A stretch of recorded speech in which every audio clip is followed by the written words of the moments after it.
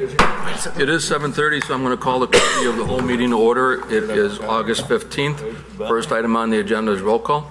Rosato? Here. Atack? Stark? Here. Jansen? Wolf? Here. Salvani? Here. Brown? Here. O'Brien? Callahan? Here. Meitzler? Here. Mueller? Here. Ewer? Here. Saron? Here. And McFadden? Here. Okay, we have a quorum. Next item is items removed, added, or changed, and I don't believe we have anything. No. Okay. Item 3 is matters from the public for items that are not on the agenda. If anybody from the public has anything to address us on. Next item is item 4, which is the consent agenda. One item on the consent agenda, that's Resolution 17-89-R, requesting permit from IDOT for closures for various roadways for the 2017 Half Marathon Special Event. We all got the memo from Gary Holm. Anybody have any questions or comments on that? Okay, can I get a motion to recommend to City Council? So moved. Second. Motion by Saron, second by Ewer. All in favor? Aye. Opposed? Motion's carried. Next item is presentation on the monthly wastewater treatment plant progress report. Alderman O'Brien and Alderman Chanzak are not here this evening, so we'll just turn these next couple utility items over to Gary Holm. Thank you. Just some photos from this month's progress. Some of the big highlights, we obviously knocked down the administration building about almost 2 months ago now. And so this past month they've been in doing the aggregate piers. Those of you who watched the Walgreens go up, you saw them drill several holes and then fill those holes with aggregate. That's kind of an alternative building method to driving like steel piles. You may have seen people drive like steel piles in the past. So that's aggregate piers are set for the main admin building and then a building back in the back here, which we'll show you. We're also starting to do some mud slab work, which is like the foundations or the footings and the initial slabs. So underground and basically subsurface work for the buildings is moving forward. And those are kind of all pictures of the admin building. There's the digester. Used to be a building here. Actually, that's in there. We're going to be building a building here. That's part of our digesters. I think they're starting to take off those lids now. Those will all come off and get rebuilt. So I'll just flip through these. That's probably the highlights. Oh, temporary sludge handling, processing. So inside of this is a building that's ultimately going to come down. So temporarily right now we're processing sludge out through this lean-to structure that we've built. That's going out in different types of dumpsters than we had in the past and being hauled away. So I think that was every picture now. You can kind of see those slabs from different elevations. Okay. I guess I'll just open it right there if anyone has questions. This is obviously just meant to be a broad overview each month, but if anyone has any specific questions that come up, we can always answer them. And Trotter's here every month to help us. So if anyone has questions on the overall project. Gary, what's the hole right there? It looks like there's maybe a retention area or something. What's that excavation for? Can you? Right in there, yeah. Right in through here? Oh, right here. Right there. I think that's for footings, right? Isn't that the expansion of the sludge tanks? Okay. Yeah. Remember, this is now going to be maybe not the best picture. I'll try and get you a better orientation. Okay, so this is the first picture we looked at. So this is Flynn Street, and we're looking south. So this used to be the admin building in this general area, and now it's going to become the new admin building and sludge processing or sludge handling building. So that's where those sludge tanks will be. Back here, way back in the back of the picture, that's the current sludge processing building. That's the one that has lean-to up next against it. That building's coming down, and ultimately will be used in like the third phase for future regulatory. That space will be used for. Other questions? Yeah, Nick? is there anything we should be aware of, like you're doing a temporary handling of sludge and stuff? Is there anything we should be aware of as far as there might be more odor coming out or less worse results or anything that? Yeah, that's one thing, and Byron certainly can speak to this much more than me. But the EPA doesn't say that you know during this process you don't have to meet requirements anymore. So we still have to meet requirements, and you may again can speak to me if they relax any of your requirements or no. So all the same requirements you have, you still have. So those, right. we just today we got, for an example, today we got chlorine in, which we normally wouldn't get. But the chlorine is in for a temporary system that we have to set up just in case we need it, because they're going to be taking out our permanent system and rebuilding it. So those are the things that happen all the time, the temporary lean-to, the temporary sludge processing. We have to build a whole bunch of temporary systems in order to tear apart the permanent systems and rebuild them. Gotcha. Yeah. To answer that directly, there are going to be times, because we're closing down systems and opening up new ones. We're taking down our digesters right now, and when that hits the open atmosphere, there certainly is more potential for hopefully short periods of time. No, yeah, I just wanted to know in case we get calls or something. Yeah, kinda like there is the smoke testing, possibility, and yes, it's we- a little better. Because as of right now, everything's enclosed, but once those get opened up and open to the atmosphere, certainly there's that opportunity for odors to come out. We're doing our best and working with the contractor to limit the exposure as much as possible. We're actually probably going to be working maybe some shifts to just get through this first month or so here, so. Gotcha. Thank you. Anybody else? Mike? What's the approximate completion for the new admin building? A year? A year, A 18. little over a year, yeah. maybe. Okay. Yeah. And hopefully we can get get out of our lease space and get some, obviously we have to be permitted by our building department to make sure that we can occupy, be habitants there, so. Okay, thanks. It's kind of, and we're still pretty much on track with that, if I'm correct, right? Yeah. Very close, so. Anyone else? Okay. Thanks, Gary. Thank you. We'll jump to the next item, which is Resolution 17-91-R, which authorizes change order number 2 for the wastewater treatment plant project. As we discussed last month, we'll be bringing change orders to you every single month. This way we kind of stay on top of them. And if the change order values do get higher than 100,000, we'll bring those to you shorter than a month period of time if we need to. So change order number 2 is for $101,778. And the primary components of this change order are due to timing issues. We had, in order to get the project up and running, we had to get bids out on the street prior to some of the reviews coming through as part of that cycle. So we actually have $58,000 worth of items that were addressed as part of the building department code review that were not included on the original plan, but needed to be included on the plan in order to comply with codes. So that came through, that'll come through as a change order. $33,000 roughly for security system. Again, the whole security system wasn't in the original set, but obviously we need it. So that's part of a timing issue. And then the other big one, and this one is $13,000 or almost $14,000 for some emergency stop buttons for the boilers. Again, a code revision thing. So this should address all the code things which happen as a matter of timing, which would have been part of the plans anyways, because they're all code issues. It's just the way they got bid. They got bid without the code issues, then we had to add in the code issues afterwards. So I'll open up to questions on that. Who's got questions? So with the code, how do we know about the code issues? I mean, obviously, it wasn't Well, at the beginning. Because we had it, again, as a matter of timing and matter of trying to get things pushing the schedule along. So we let the project for bid with a set of plans. At the same time, we're in parallel with the code review process. Okay. So as the contractors are developing their bids, we're then also getting in the code, and so the timing was such that we ended up awarding the project, and then the code review comments came in.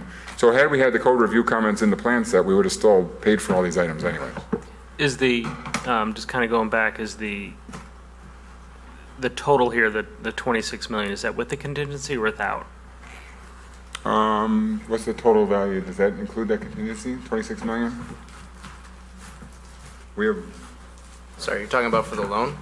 Or are you talking about just for the For the project? project. For the project in general, the 26.16 million is the contractor's lump sum cost. There are allowances built in there that can be used to offset some of the costs that we find in construction, which Okay.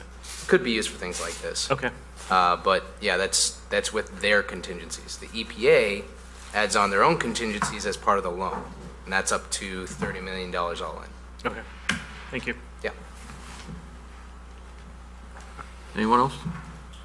I don't have a question, just so much as a comment. I mean, I realized that the first one was for 68,000, this one for 101,000. It sounds like a lot, and it is a lot, but percentage-wise to the contract, we have to bear in mind as well, we're not even talking about even 1% yet Right. of the contract. So, I mean, it's a lot of money, but this whole project is a ton of money, so. Correct. Yes. Mike, did you have something? No. Okay. Anyone else? Okay, can I get a motion to recommend to City Council Resolution 17-91-R authorizing change order number 2 with Williams Brothers Construction Incorporated for Phase 1 wastewater treatment plant rehabilitation project for the amount of $101,778. So moved. Second. Motion by Ewer, second by, who was second? Metzler? All in favor? Aye. Opposed? Motion's carried. That needs to go on the regular agenda. Okay, let's go then to item number 7, which is ordinance 17-56, grant of variances for Tangent Technologies located at 601 through 605 Kingsland Drive. Memo came out of Community Development. Alderman Stark. Thank you. This is an exciting grant of approval for variances, as exciting as they get. This is for Tangent Technologies, 601-605 Kingsland, which, if you remember, is the old party light area. This is, they came before Plan Commission and the Zoning Board of Appeals because they needed variances for proposed silos, which, if you remember, we just recently talked about silos because I didn't know what the silos were for. But this is a good example of what the silos are for. And a location between the buildings and on the street. It also is a parking variance for a future addition to an existing parking lot. And it changes the variance period to 5 years rather than 6 months. And Tangent makes extruded plastic lumber products like park benches and fences and docks. And they've been in Aurora since 2003. They have 225 employees across multiple shifts, and probably most importantly, they use a ton of electricity. Two neighboring businesses spoke at the public hearing. One urged the zoning board as well as city council to move this along as quickly as possible. The other wanted to know how many times the train would stop, and it's about 1 train car delivery weekly. They also wanted to know if we were offering any special incentives, which Mr. Asen Chris said that he didn't know of any, or there weren't any. And the only thing that could potentially be an incentive was electrical rates, but those were still being reviewed. So as with any zoning board of appeals variance, it goes through were the conditions met, and the conditions, the zoning board felt that all 5 findings were met. And so they recommended to send it to us with a positive recommendation.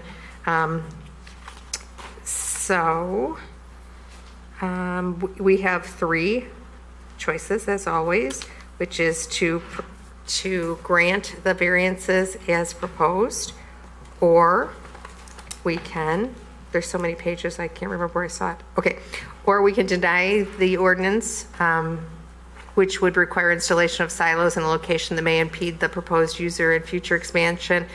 In terms of budget impact, they are a very large electricity user. They would have a positive impact upon revenues and utility taxes. There's no staff input other than that's already been expended. And so if we approve this, it will appear on the August 21st City Council agenda for final action. And so by a vote of 5-0, they sent it to us, and we are here to discuss it. Does anyone have any questions of staff? Did I leave anything out? Just to note that there basically were 3 conditions that the Plan Commission or the Zoning Board recommended. One is that there's a deficient right-of-way in terms of the current right-of-way width versus what would be kind of the ideal. So one condition would be that there be a dedication of 8 feet along Kingsland and Swanson. The second would be that this particular application would be for the variance, parking variance would be restricted to Tangent and not a successor owner or tenant. So if they did not proceed with it, that variance would have to be, or that variance would no longer be in place because it was basically the unique situation related to Tangent. And then the third would be that it would be for that parking variance would be for 200,000 square feet of warehouse space that basically if they ever wanted to put a higher and more intense use in that space, that the variance would have to be reviewed. So the Plan Commission, or the Zoning Board did recommend approval of the variance. So. 24/7 operation, which is just terrific. They're buying the building, right? Yes, they would be the contract buyer. That's vested. Anybody else have any other questions? If this all goes through, do we know their timelines on moving there and then expanding? Do they? I'm not aware of the timelines. Chris, want to say that? Once they close, which they hope will be before Labor Day or thereabouts, they'll actually start moving into the building immediately because they've got about 100,000 square feet in the Tempur Sealy building that they're on a month-to-month. So they really want to move that stuff out. Then it'll take about a year to prep the building for them to move their extrusion machinery in and do the silos. And then thereafter, they'll start bringing in those lines, bringing in extruders starting from the south and moving them north until all of their equipment, with the exception of their Sullivan Road, they've got what they call a washing facility there. That's where they actually wash the plastic milk jugs and cut them up and create these resins or pellets. That will stay there for the time being. There's a possibility that it'll move, and that is what Drew was mentioning, that when they buy this property where the building is, they're also buying a parcel to the north. That was part of the agreed sale. That allows them to add another 200,000+ square feet. They would then move their warehousing operations into that area and allow for more room to move the washing facility or other extruders in. So I guess to answer your question, probably long-windedly, they'll be starting to move and utilize that building right away, but it'll be about a year or so before they're fully operational. Okay. Would someone like to make a motion? So moved. Second. Motion by Elliott, second by Salvati. All in favor? Aye. Opposed? Motion carries. So we'll recommend this to City Council. Should we put this on the regular agenda? Regular agenda. Yeah. It's a big deal. Yep. Okay. Thanks, Drew. All right, the next item then is item 8, Alderman Stark. That is the discussion on the continued discussion and the direction regarding inclusionary housing policies. Thank you.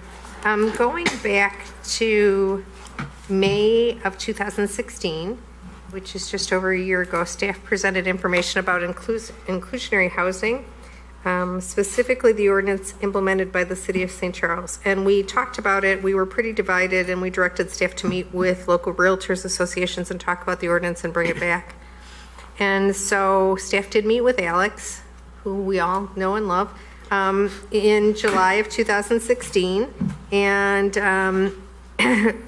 discussed inclusionary housing and talked about some incentives, talked about things like density bonuses, fast tracking of permitting, subsidies, design flexibility, fee reductions or deferrals, property tax abatement, growth control exemptions. So quite a few things were discussed with Alex. And then we had directed after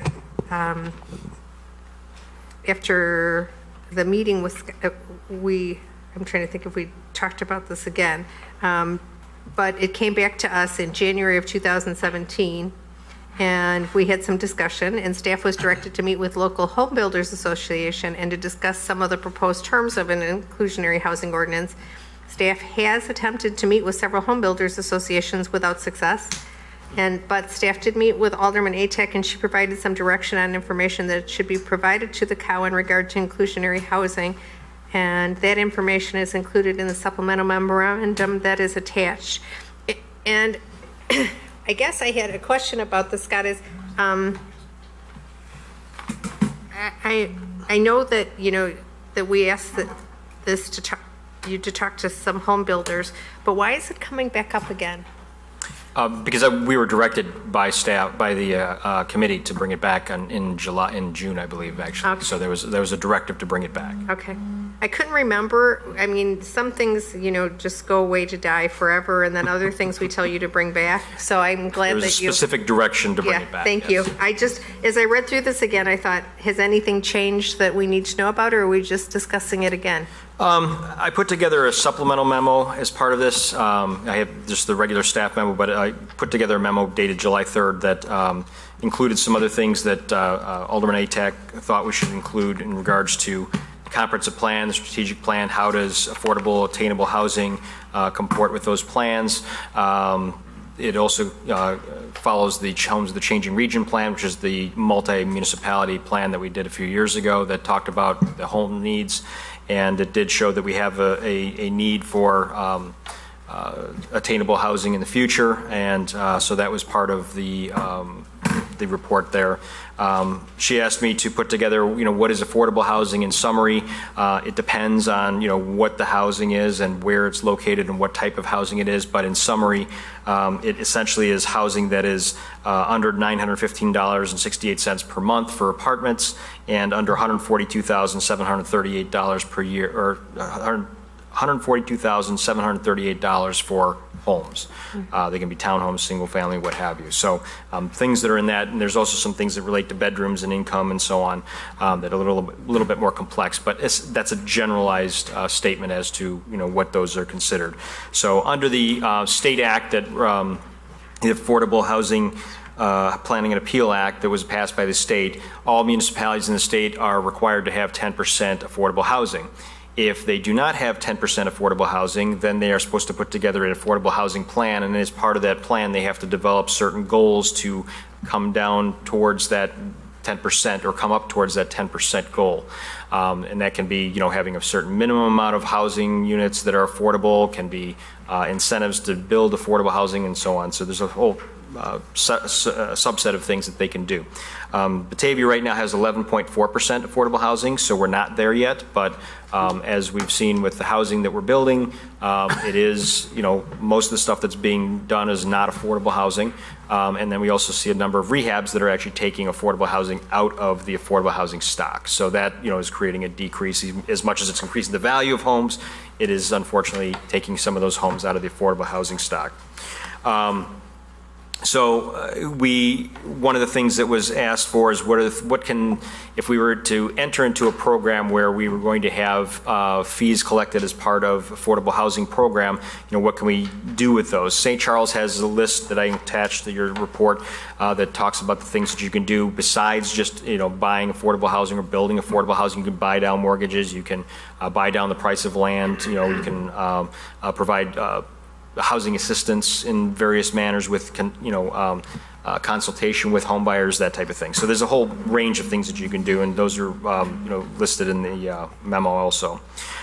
So essentially, what options do we have? We have several options. One is to adopt an inclusionary housing ordinance that would be X dollars per affordable housing unit that's not constructed. So we last proposed $1,000 just as a round number to throw out there that any developer that is required to have, say, 5 affordable housing units, if they don't build them, they would pay into a fund for the city of $5,000. That's one option. The other is to adopt an inclusionary housing ordinance that's more in line with St. Charles. That fee is much larger. It's about $7,200 per unit that's not built. It's lower for multifamily because they changed their ordinance in the last couple of months, and I think for multifamily it's $250 per unit that's not built. We can adopt a voluntary inclusionary housing ordinance. We talked about this before, and developing some type of incentives that are non-monetary in nature, but involves expedited permitting or reduced fees and things of that nature. Unfortunately, we really don't have anything that would really apply. There was not a lot of support from the council for waiving fees or providing density bonuses. So that's an option, but that didn't seem to be something that we could really have that would have any teeth to it. We could also implement a demolition fee. Where homes that are considered affordable, they would have some type of a demolition fee paid to the city in addition just to their normal demolition fee. And then that would be, money that we would put into a fund that would then go towards some of the other things we talked about for either building affordable housing or incentivizing affordable housing. We don't have an amount for that. We would obviously be able to talk about that and what would be appropriate if that's something that we would like to do. Or last, we can do nothing. We are kind of in a situation where there has been some affordable housing. Remember, senior housing is considered affordable, even though it is one cohort of population. It is considered affordable housing every time you build it. We have the Windmill Manor project that's under construction right now. I think that has 64 units in it that are going to be considered affordable.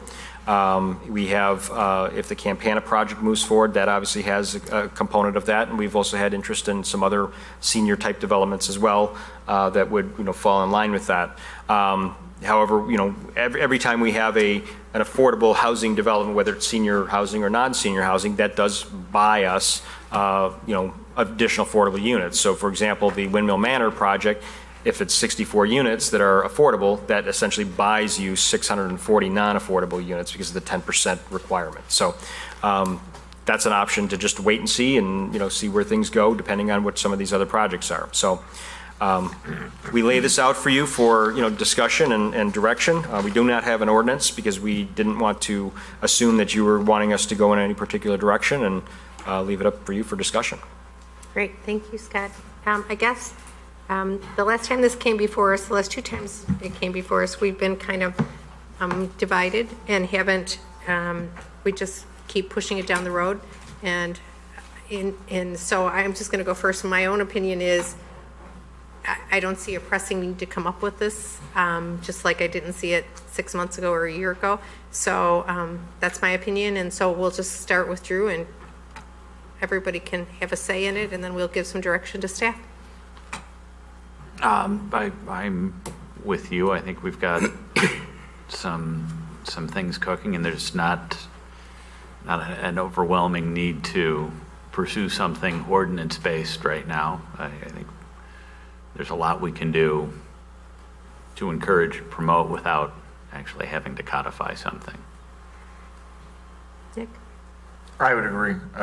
We're in a good position now with some things happening that may put us in a better position, but I don't think we need to act until we get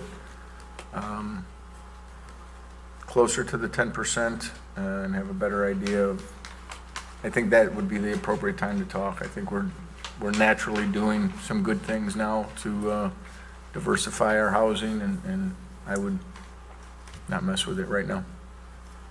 Yeah, I'd agree to not do anything right now. I wasn't obviously a part of these discussions in the past, but I'm not a fan of penalizing, so to speak, somebody because they don't do something. So I don't know what the discussions were before about people not wanting to provide incentives, but I don't want to penalize. So when it comes up later, that's kind of where I'm at right now. Paula? My position is the same. I agree all along. Last two meetings and this one. Let's just wait and see how it all shakes out. Elliot? Yeah, I think we're at a good solid number right now. I hear what Scott's saying about the potential for the loss of some of the houses, but I think it'll balance itself out, and I don't see a need for us to act at this moment. Marty? I think the reason this keeps bouncing, this one, land banking, or the land trust, I think the reason is because we keep trying to find a solution for an issue we haven't fully thought out how we want to approach it, and we've never set any goals as to what we want to do with it. We just kind of go, well, we think we've got a problem. Well, what exactly is the problem? How do we want it addressed? What manner do we want it addressed? Do we want it addressed with carrot versus stick? Do we want to put in language to make developers do it, or do we want to try to find ways to entice them to want to do it? And from the developers that I've talked to, the home builders that do inclusionary housing, they do want to do it on their own, for their own reasons and for their own rationale. They believe that it would stifle them wanting to do something if there's extra costs involved in it. And then it kind of just, then we disincentivize what we're trying to actually do, which is the more organic way of we're encouraging it through showing that we want these things here rather than forcing people to do it. So I don't think that's why I think we still struggle with it, is because we don't know what the problem is. Is there really a problem? Is there not a problem? What's the goal? What's the end game? And I think we're just trying to fit solutions in any way that we can to do something. Dave? Question, Scott. I know you have tried to reach out to the home builders associations without any success. We've discussed that. But I know there are a couple possible developments coming to town. And in your discussion with them, have you had any discussion with them about this possibility? And do they see this as a good thing, bad thing? Meaning just standard development type developments that we've had? No, we have not had any discussion with them about it at all, because it's, I think at one point a couple of years ago, we talked about it, just after the plan was put in place, the Homes for Changing Region plan, we just mentioned it, but we have not mandated it or said to any developer that it was going to in fact be required, so. Yeah. I'm not supportive of doing anything at this time. I don't like the idea of a fee in lieu of. I see that as another whole thing. Then we'd have to set up rules and policies and everything else about what we do with those funds and how we distribute them and where we distribute them. And I see that as just another Sidewalk plan? a time, something more for staff to have to do, and I'm not sure that there's a need for it at this time, so I wouldn't necessarily be supportive of doing anything. Scott? I think we're at a pretty good spot right now. I don't see that need. I do think that we do have to keep an eye on our percentage, and whether that's on a quarterly basis or whatever. I'm a little curious, Marty, just in terms of what you're thinking is if there's a problem, if we're at 11.4%, and we're 10% is our threshold. I mean, is that? I was a little confused as to your point in terms of. No, I'm not saying that there is a problem at the point. Okay.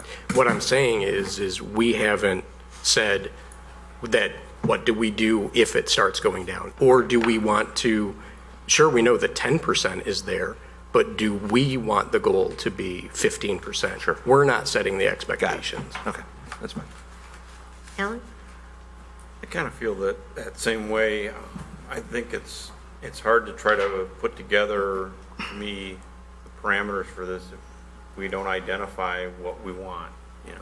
If we're not sure, do we want to just meet whatever the minimum is at 10%? Do we want to have it at 15? What's our real end goal with this? So I think, and some of it comes back to, I think if we were to take and go through our strategic plan again and decide that we wanted to try to implement something like this, I think that would be the place to start. Because I think it has to fit into just about everything else we do in the city, whether it's what businesses we look at attracting, what kind of transportation options we want to provide in this town, and then what kind of housing opportunities you want to have. If we don't look at all those together, we're working in a vacuum and we're just trying to solve something that maybe not even there, or there might not be the needs that we think are there, or that we have been told are there. And then, we're going to legislate something that's not going to be needed or used. So I think that's kind of where I feel like we're at. If we don't look at it as a whole big picture and really make a decision, are we just going to stay with whatever the minimum is told to us at, or are we going to set some other limit and then try to attain that? That's when I think it would be something we should look at. I certainly don't want us to get into a land bank issue or collecting fees if we have no idea what we're going to do with them. I mean, to me, that just, I don't want to be in that situation that, oh, we got this little pot of money over here, we got this little thing of property that we're holding on to, but we don't know what we're going to do with it. We've got enough of that now. Mike? Yeah, I agree with everyone else. I think we have a lot of things going on right now. we're in a good position, and I think we should see how the next 12 to 18 months plays out. So I guess direction could be, come back to us if we get to 10.8% or sooner if we work on it in our strategic plan. I mean, until something changes that we really need to take action, it sounds like the council is in agreement. Right. Ida, just so you know, they do a report every few years. I don't know if it's they were supposed to do them every 2 years, I think, and they kind of dragged out with the budgets and stuff. So, I mean, they did it, I think, last 2 years ago. So, at some point they'll probably come back with another number, but, we'll also have some of the other demographics that are going to come into play with some of the new developments. So, we may be in good position still for a while, so. It'd be interesting to know that from the time they started doing this study to today, if we got, have we gone up, down, stayed the same? Has it always been around 11%? I think it was a little higher. When they first put this law into place, it was a little bit higher. I don't remember the exact amount, but I want to say it was around 15% or something like that. But And over what amount of time has it? I'm trying to remember when that was actually passed. If I had it in here.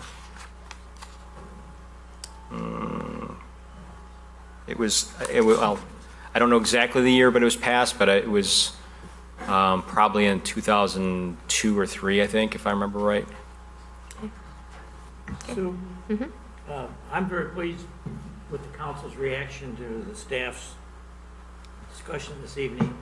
I will tell you that we are cited in the region, although I'm not going to blow our horn about this, as kind of one of the models of a community that's somewhat open as far as the price of housing and the variations of housing prices that are out there. And we have been studied by some of the major institutions in Chicago who have been out here and ridden in my car, and we've ridden around and looked at all kinds of different housing opportunities that exist in our town.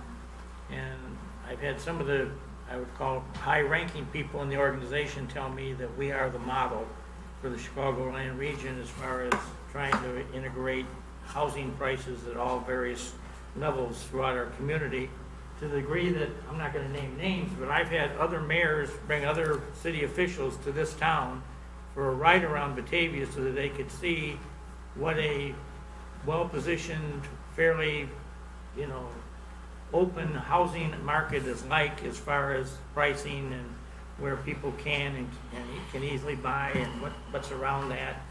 And again, everybody says, gee, I wish I had this going in my town or whatever. And we've got some stuff, I would tell you one of the secrets we've had in our community is specifically the older housing market that surrounds the downtown on both the east and the west sides of the Fox River. And that is a housing market that much of which is over 100 years of age and much of which needs to be rebuilt or redone or remodeled or repaired. And the beautiful part about it is number one, when those houses were built more than 100 years ago, they were seemingly built very well. And so it's very easy for a flipper or a developer to come in and buy those houses at probably the quote-unquote affordable rate and then begin maybe a rapid or a slow, repair, upgrade of those houses. And the first things that go inevitably are the kitchen and the bathrooms. And those are the things that get upgraded. And we've had a phenomenal amount of that take place in our town over the last few years. And so what that has done, and again, when I share this with some of the folks, is that this has allowed the younger home buyer, the newly married or younger couples with small children, to come into Batavia and they can find a house on Washington Avenue or North Jefferson Street or South Harrison Street or South Van Buren Street because they're buying a house that's 100 years of age, but it's now being brought up to a new code. And I keep sharing with our friends at the school district that this is a trend I think they should watch very carefully, because I would think we could suddenly get, and I know I could share some numbers that have been done of areas that used to have maybe hardly any kids living in the say a 4 or 5 block area, and today there may be 50. I mean, the dynamics of that have been that extreme.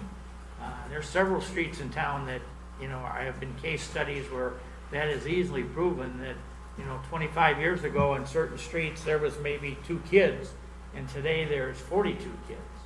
And so you know, it's that kind of activity that I think speaks well to Batavia.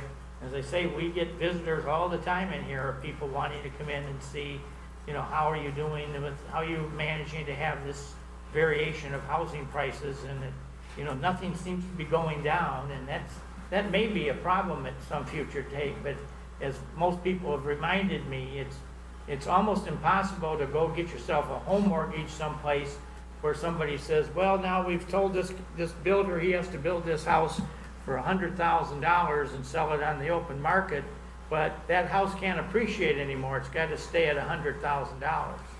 And as I've had some tell me, you go try to get a mortgage on a house with that condition on it and see how easy or hard it's going to be very difficult, quite frankly, to get a mortgage when you've got those types of things built into a proposal.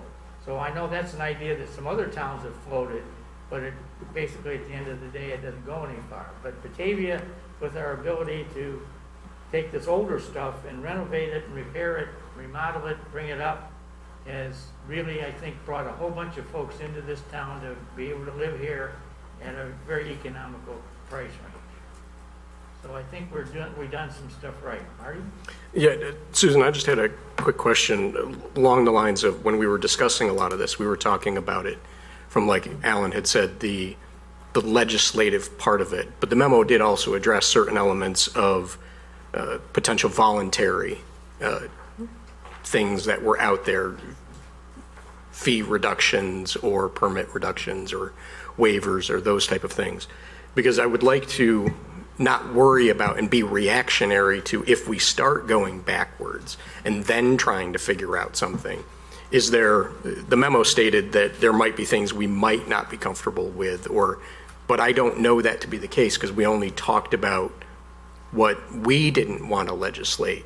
Or are there things that we would say for them to, that maybe they should explore in their discussions with some developers to try to figure out how to best liven up some of the older housing stock, which kind of does two things. It makes the town increase, but also can incentivize the rehabilitation for those and accomplish maybe some affordable housing. I don't know what because we were more talking about the stick approach, and I don't know where everybody is with any carrot approaches. I think it came up during one of our discussions because Aurora has a convert from a multifamily home back to a single family home program, and you have to live in it within so many years. And it's come up before. We've talked about that, and there were reasons that it wasn't either manageable, affordable. We don't have enough staff. There were a lot of reasons that it was not a good idea. But I don't know, would everybody be willing to talk about those? And should we be talking about those during our strategic planning? Is that the best time to do the carrot approach versus the stick? So.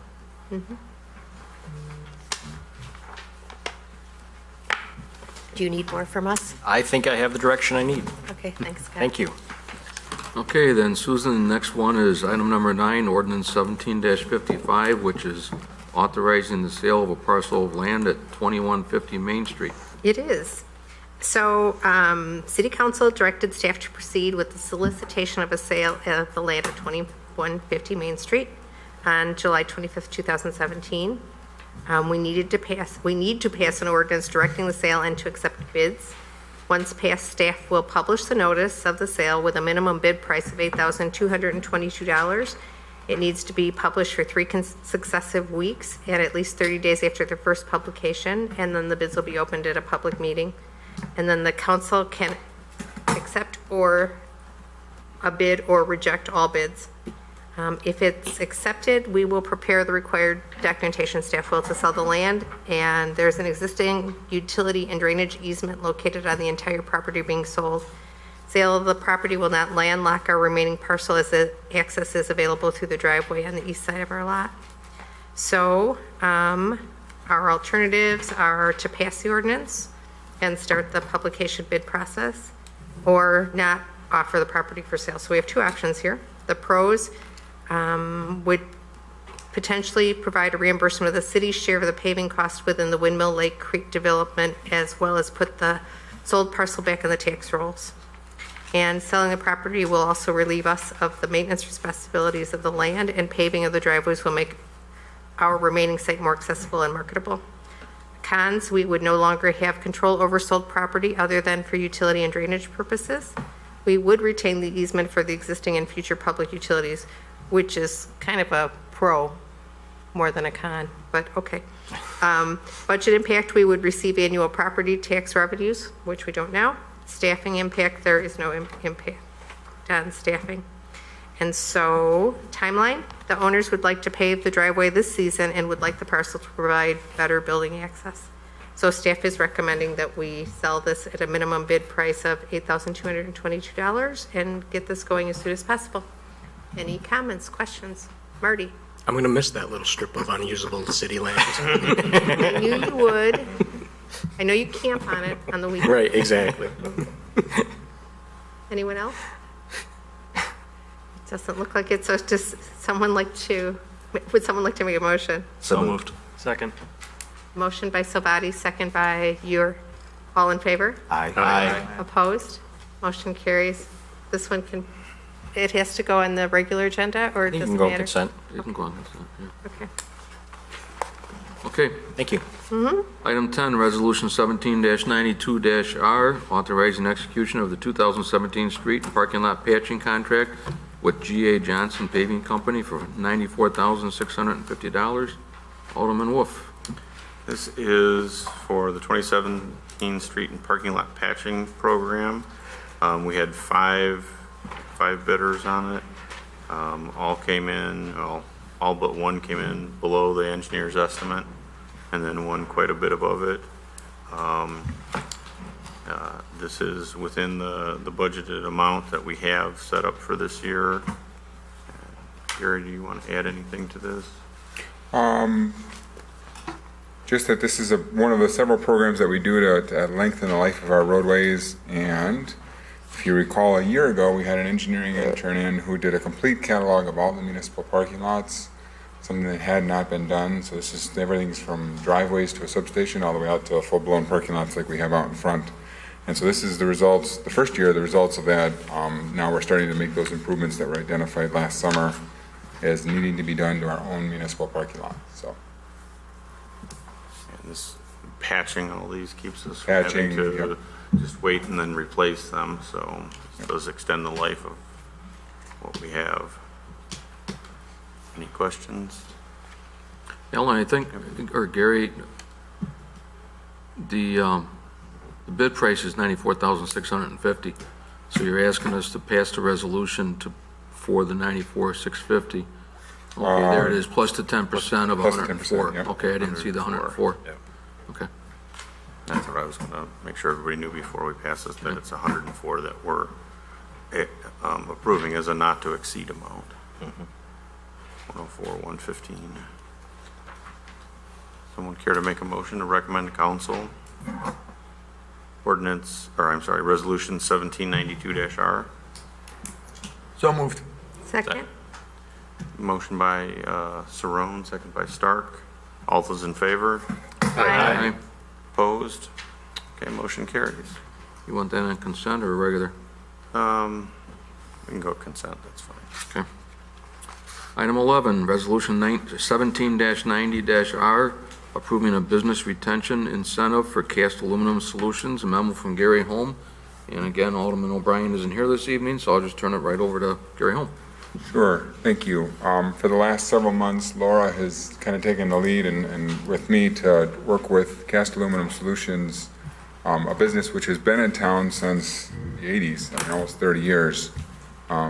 I say in my memo, they basically specialize in aluminum products that are heated and so if you've ever been to your hotel lobby and you've had the waffles in the waffle maker, they would like make the aluminum waffle maker. That's just a silly example, but of many things that they do make. They're a long-standing business, and they approached us because they have a concern about their risk associated with electric outages and their crucibles and the melted aluminum. They'd like to do a redundant service basically on the opposite side of a system switch. So we happen to have a system switch sitting right outside their facility. And that switch normally is in one configuration so that these lines are powered, and then these lines are powered, but there's an open point in the middle. So if there's a break on these lines, we could close that, open that, and then these lines you understand what I'm saying. We basically can switch the power from either side of the switch. That would allow them to then continue to receive power from either side of the switch, which they can't do today. So we using our in-house engineers, just did a quick design to construct this second service. Again, using our in-house labor and directional boring contractor. We've estimated the cost at $40,595 or roughly around $40,000. And so we're recommending that as acknowledgement of CAS's long-term tenure here, that we provide them with an incentive, basically for business retention purposes, to go ahead and install that second service at a not-to-exceed cost of $30,000. But then if the cost ends up coming in lower than that, we would still provide them with a discount of $10,000. So if the true cost is only $35,000, not $40,000, they would get it for $25,000, if you follow my logic. So we're recommending Resolution 1790 to approve this business retention incentive for Cast Aluminum Solutions.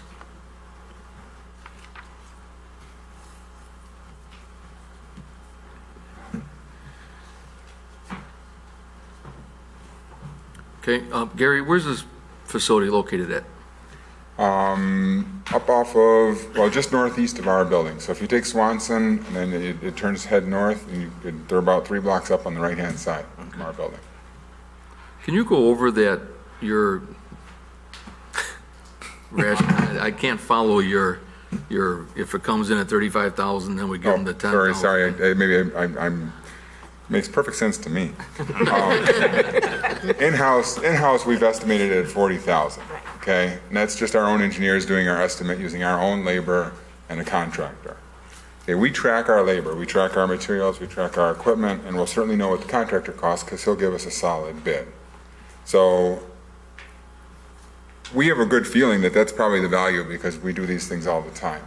But let's say we get a really good bid from a contractor that we're not anticipating, and the whole cost does come in at less than $40,000. So if it comes at this $40,595, we've proposed that they would pay no more than $30,000.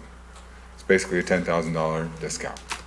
But if we get a really great bid from a contractor, or our guys, for some reason, things go a lot easier than we thought, and the total cost ends up being only $35,000, then we said we would still give them that discount of $10,000, and so their cost now would just be $25,000 as opposed to the $30,000.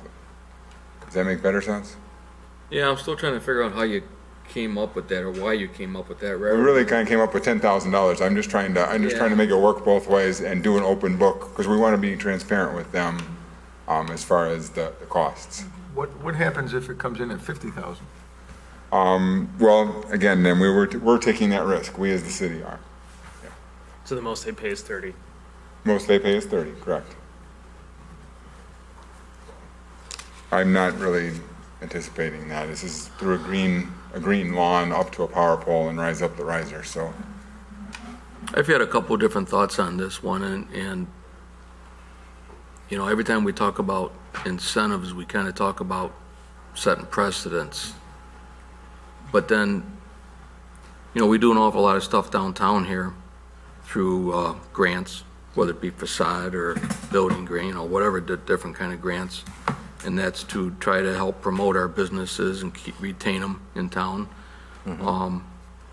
And this is just, we've never set any type of policy, because I don't know if we could set a policy out in the industrial area on how we could incentivize or retain businesses other than on a one-by-one case scenario. So after I put some more thought into it, because of that reason, I think this is probably a pretty good idea in order to retain that business and work with our industrial partners. Has there been discussion with them? Are they happy with this? Yes. And Gary, that only benefits them, right? There's not any residual from right, it? this is a service for their building, so correct.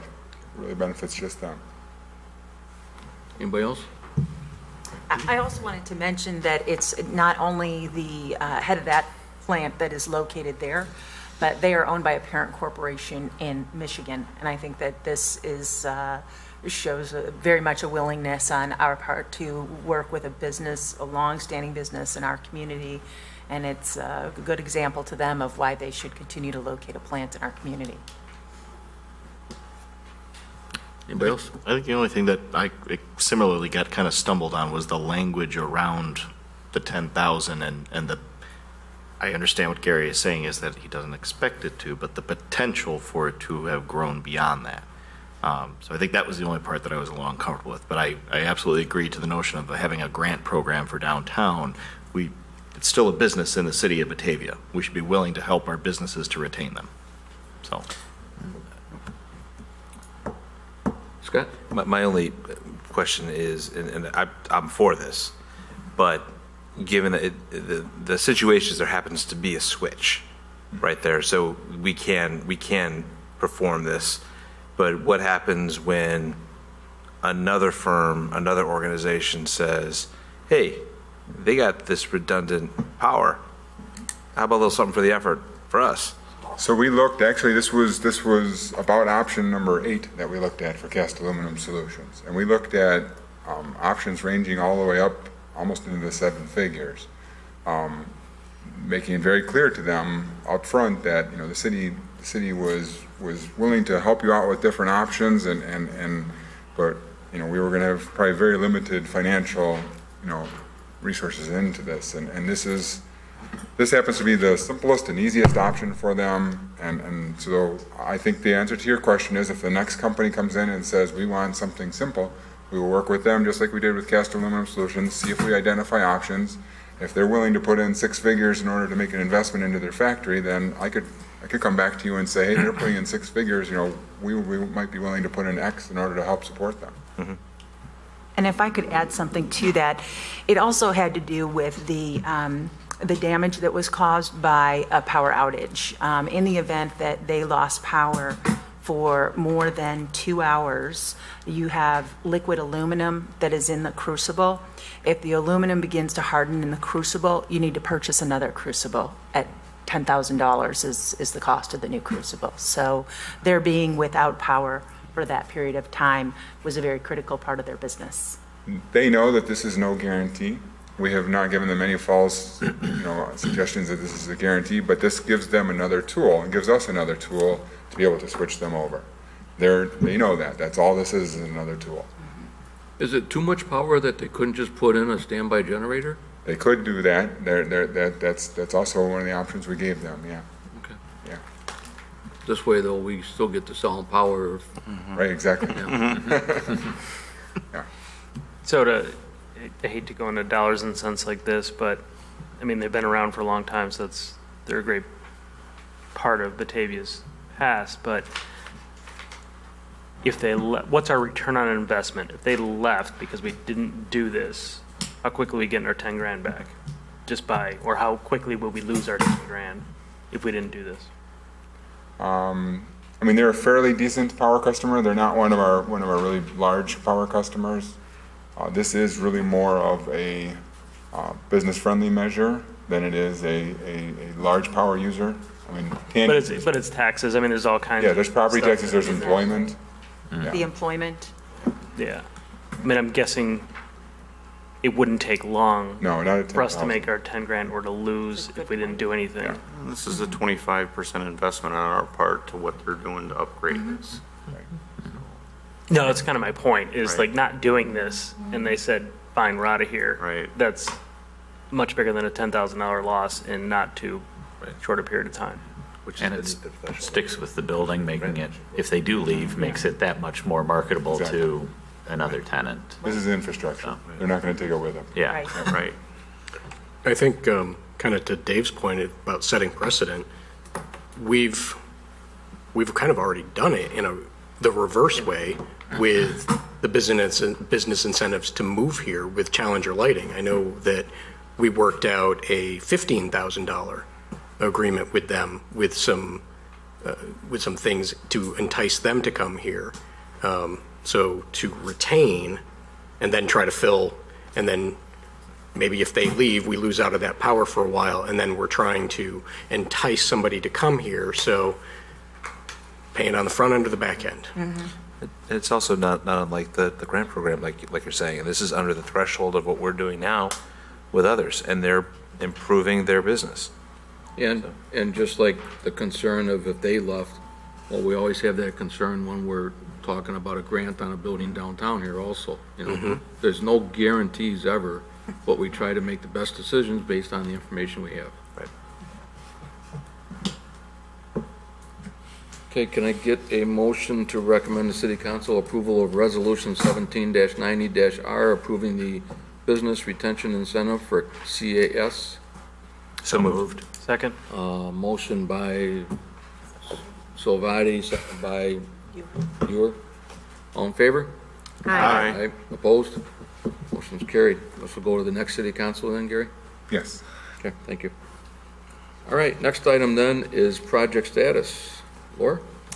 Yes, attempts were made to install our bridge sculpture today, and we did get the posts set up that the sculpture will rest on, but the artist was not there and present, and so over the next couple of days, we hope to get that piece of sculpture in place.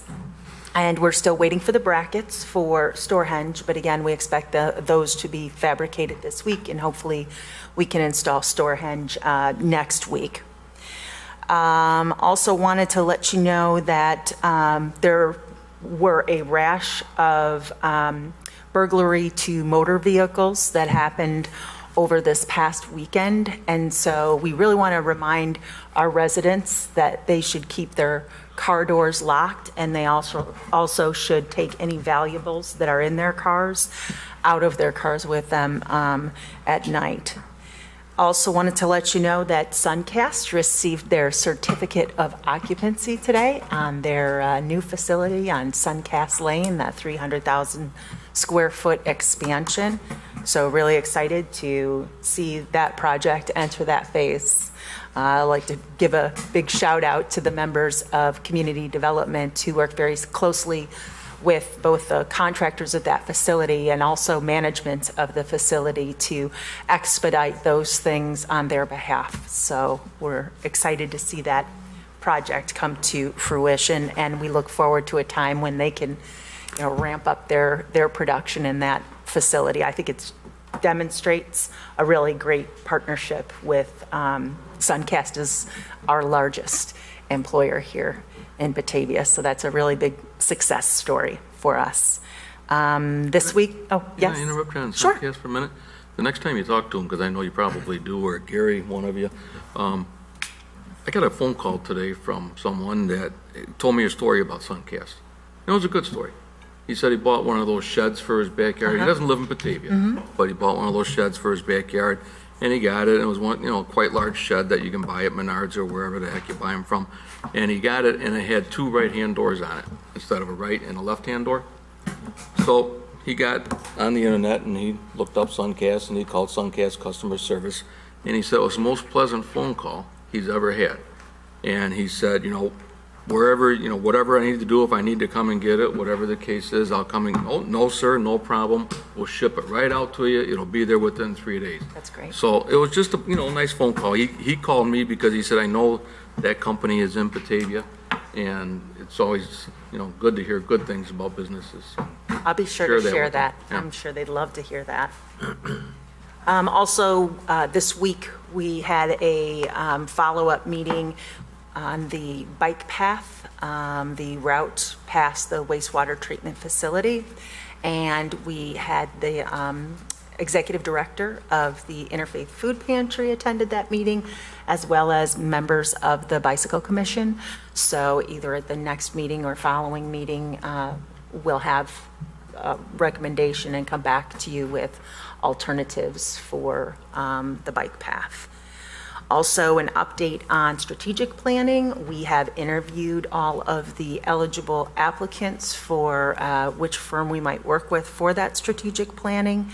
We have narrowed that down to 3 firms, and the Thank you to Scott Salvati and Lucy Atack, and also Scott Buning, who've been assisting us with doing the interviews. We just need to reconvene and select one of those firms to recommend to all of you, and we hope to do that within about a week's time. On the branding project, a small group of the steering committee got together to try to provide some more directed and specific recommendations to the firm that we're working with.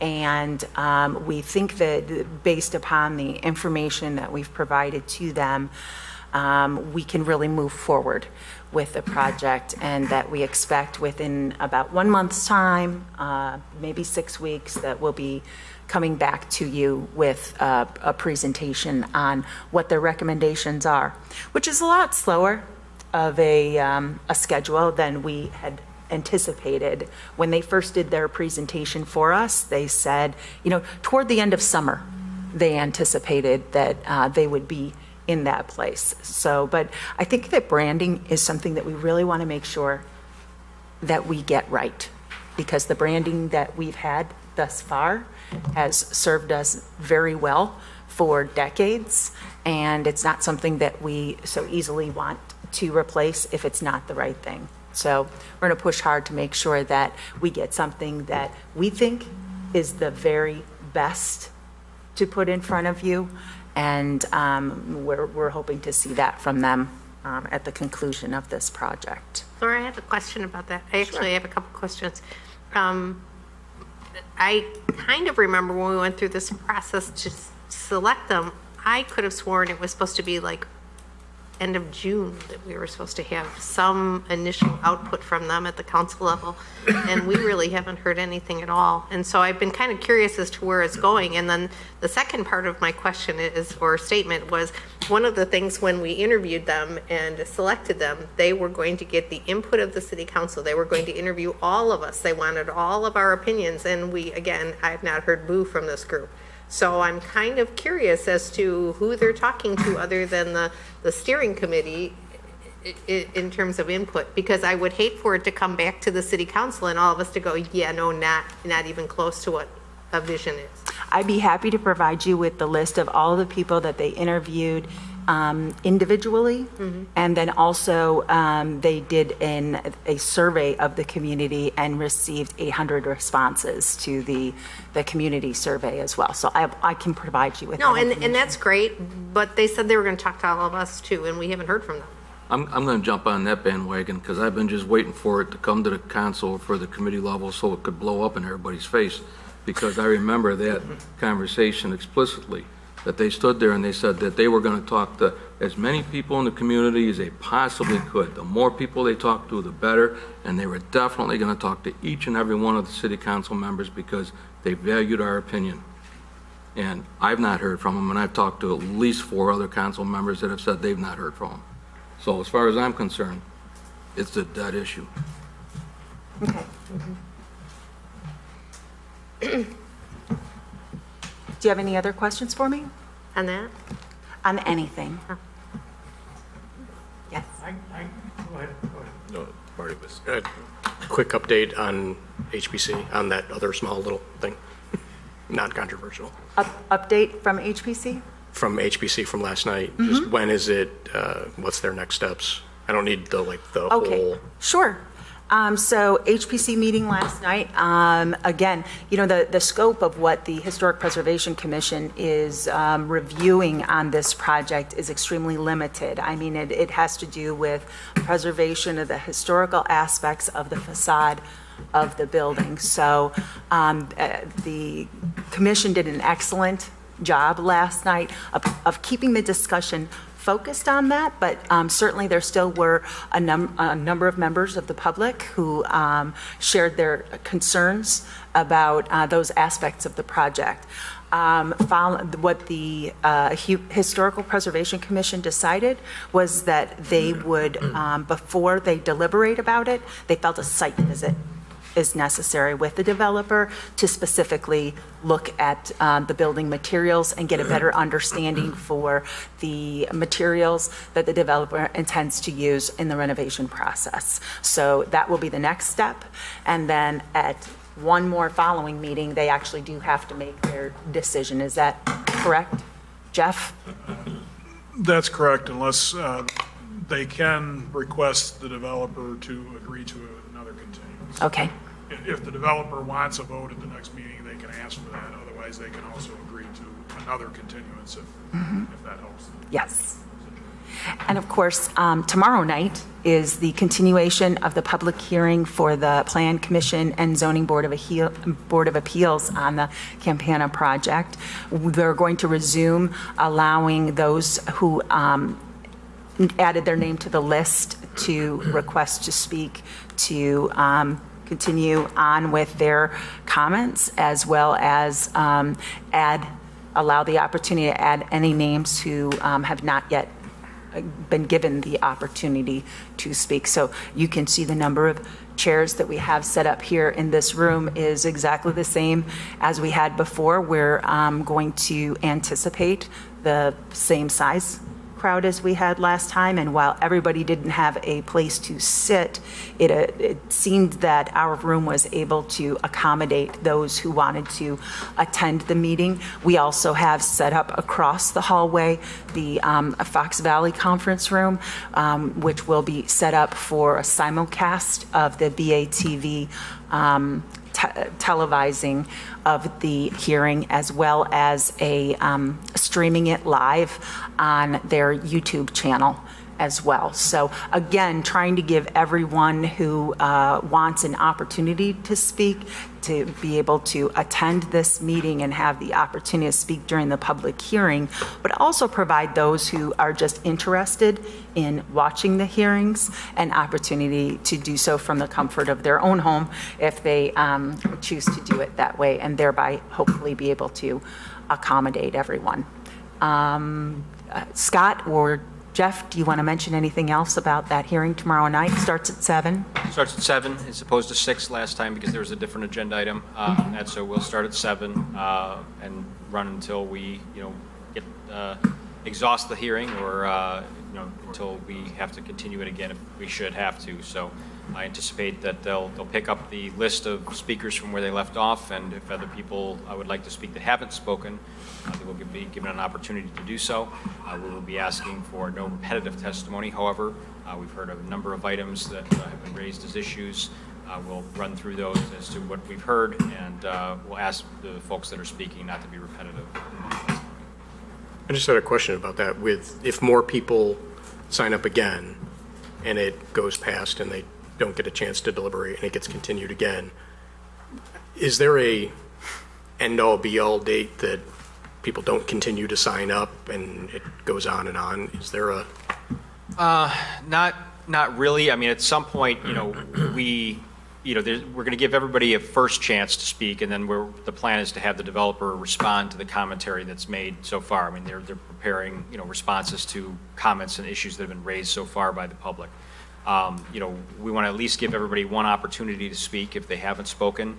And then if we get to the end of that and other people would like to speak again, we would allow that. But at some point, we're not going to allow repetitive testimony.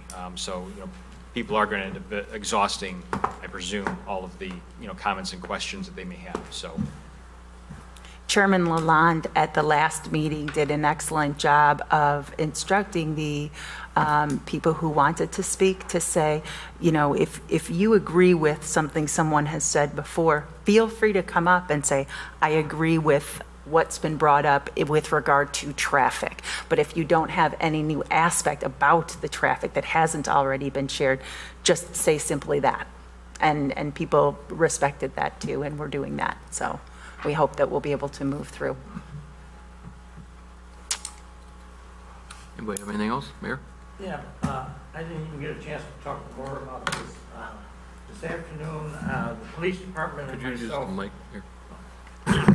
This afternoon, the police department and myself met with the gentleman that is the president of the LLC that has bought the old Honey Jam cafe building out on Randall Road adjacent to Portillo's, and they are going to be moving in a Denny's restaurant, 24-hour-a-day operation into the Batavia facility.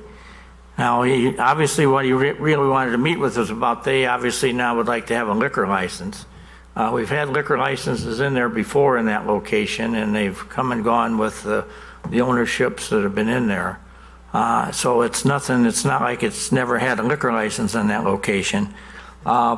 He's in a little bit of a hurry because he's already gone out and ordered up a whole bunch of new products to be put into that building. It sounds like they're going to do pretty much of a gut job on the building, including one of the things he says is because they're a 24-hour and they're subject to a lot of spilling on the floor, they're totally removing any carpet surfaces, and they've bought a high-end hardwood floor that they're going to incorporate throughout the entire facility.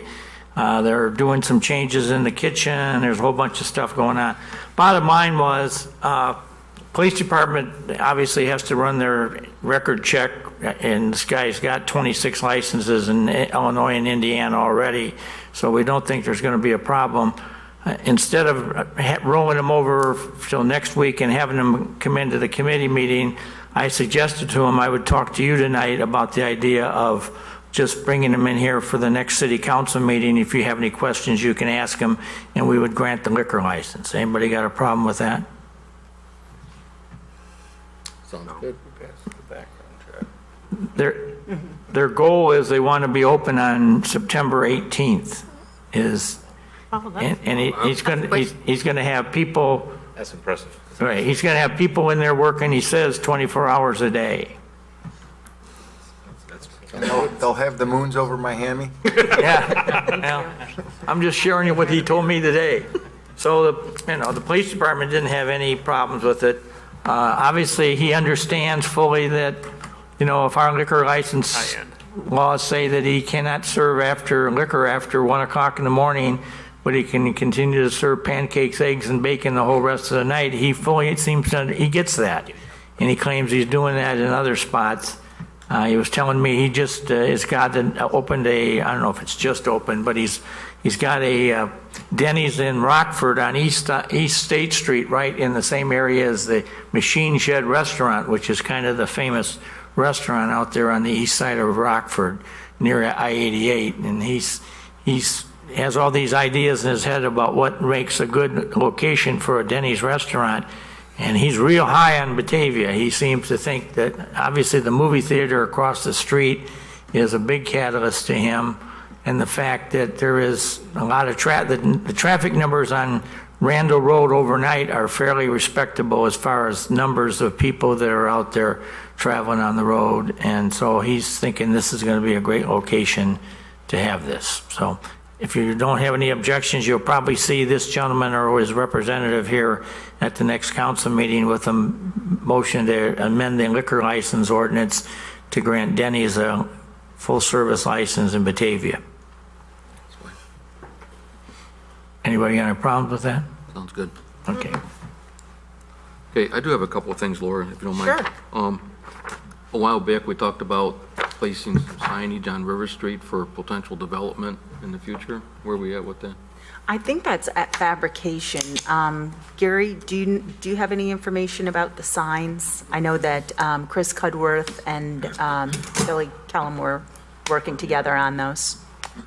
Should be ready. Back to artwork. I don't think we're done with the artwork yet. Okay. We keep cycling back and through, so. These things seem to take forever. Well, we had been holding off. We had been holding off until the construction was been done, but yes, I'll follow up again on that. Please. And do we need to apply for a building permit to place that sign? Not yet. When it's ready? Under the new sign ordinance that we just passed? No, they're going to be small enough. Yeah. They're small, if they're small, they're We can just do that online though, right? Exactly. Okay. Pre-approved at our own risk. How about do we have an update on the demolition of the gas station on Wilson? I kind of thought you might ask about that. I'm sorry? I kind of thought you might ask about that. I've been trading emails with the property owner as late last week. you don't see a lot of progress, but it is moving. The gas service has been terminated. The electric service has been terminated.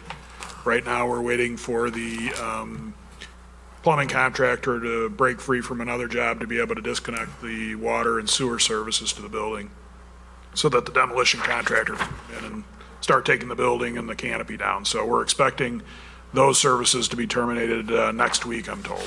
And then we'll move forward with the actual demolition of the structure and the paving.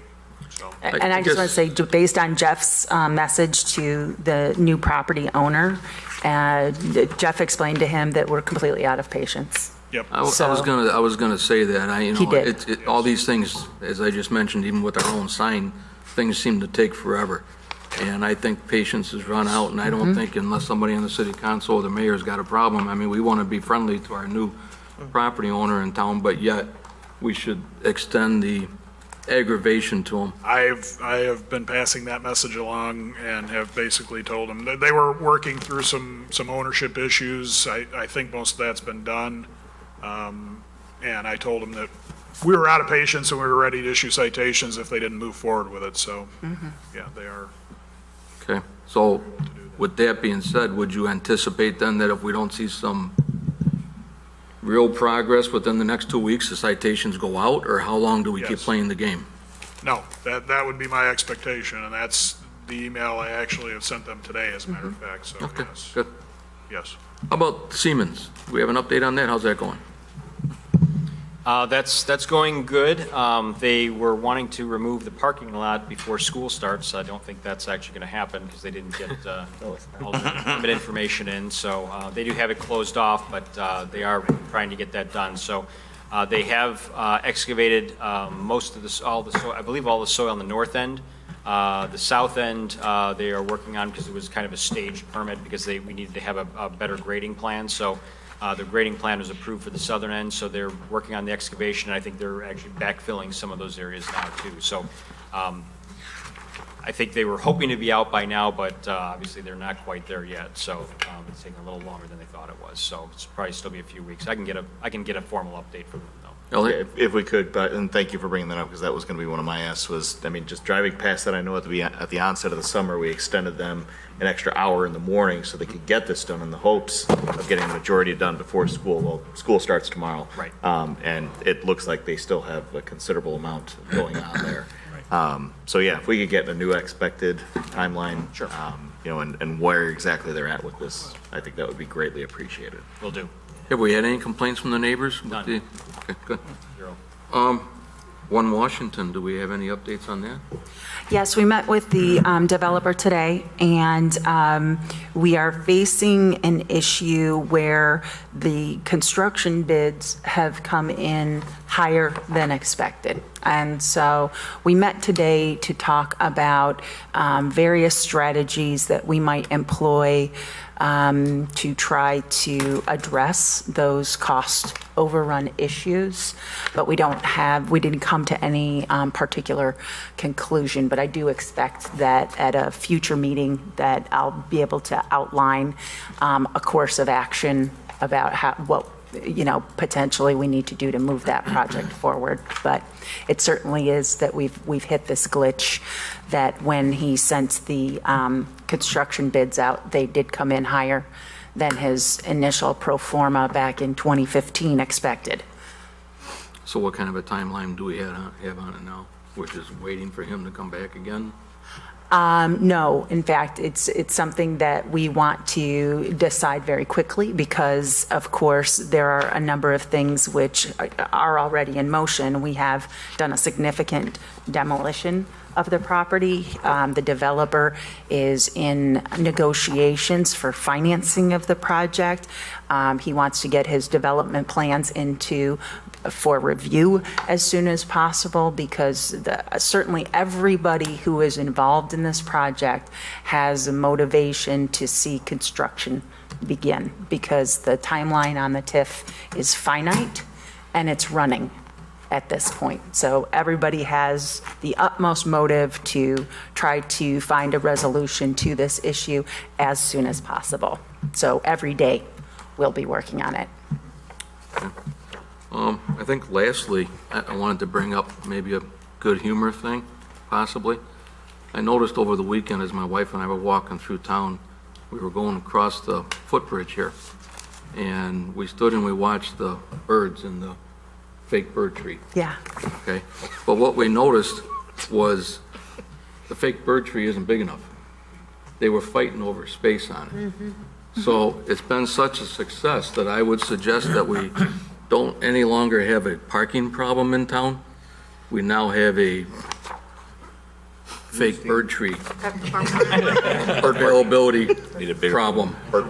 So maybe we need to look at providing another fake bird tree. I don't know, but I think that's one of the beauties of having our own electric utility where we could, maybe work on that if everybody thinks it's necessary, but just kind of a good humor, but no more parking problems, but fake bird tree problems. Those are good problems to have. Yes, it is. Bird Thank you. permitting. Just gonna throw it out there. Anybody have anything else? Yeah, just a couple quick things. Is Hart Road gonna be 2 lanes tomorrow? Yeah, Hart Road has gone a lot longer than we had anticipated. No, the contractor did not get out there and patch today, as far as I know, at the end of the day. So, I mean, it's still 2 lanes now, it's just the 1 lane is terrible. Well, no, this morning when I was going to work, it was, Down to 1 lane? it was 1 lane. Okay, well, they were doing connections today at the school, but they're really the only, after they did those connections, the only big thing they have left is the patching, Saco patching. Okay. And we know that school starts. The other thing was I just forwarded Laura some information. A friend of mine used to work for the Army Corps, and talking to one of his contacts. The Army Corps believes that there is federal funding available to do something with the river, with the dam. With what? With the dam. His conversation with the Army Corps said that there's a possibility that there is funding, federal funding available that may. You sent me that memo, and I tried to check that out today. I can't find those people. Yeah. So I just sent the information to Laura, the contact that he has at the Army Corps. He doesn't have his contact at the IDNR anymore. They're not there, but his contact at the Army Corps probably has the contact. So I don't know where that'll go and how viable that is at this point. But there is some information out there that Very good. I appreciate potentially it. there's something there. Just because that last round of storms, that put a lot of stress on that dam. And I mean, you can see the horizontal cracks are pretty bad, and I think worsened with that last round. So we'll see. And the Army Corps in Chicago is begging for work. So we're obviously not ready to make a decision anytime soon, but you'd get the cream of the crop if we did something relatively soon. We'd have the best available. So we'll see. Good. Anything else? Motion to adjourn. So moved. Second. All in favor? Aye. Opposed? Adjourn. No executive Do session. we not have an executive session? Oh, I'm sorry. Do we have executive session? Yeah, we do. Mayor? Okay, so I'd do it. need a motion to reconvene. Second. Motion by Salvati, second by Callahan. All in favor? Aye. Okay, now I need a motion to go into executive session for the purpose of personnel, and there won't be anything publicly coming out of it. So moved. Second. Motion by Salvati, second by Stark. All in favor? Aye. Okay, thank you. We shut it down.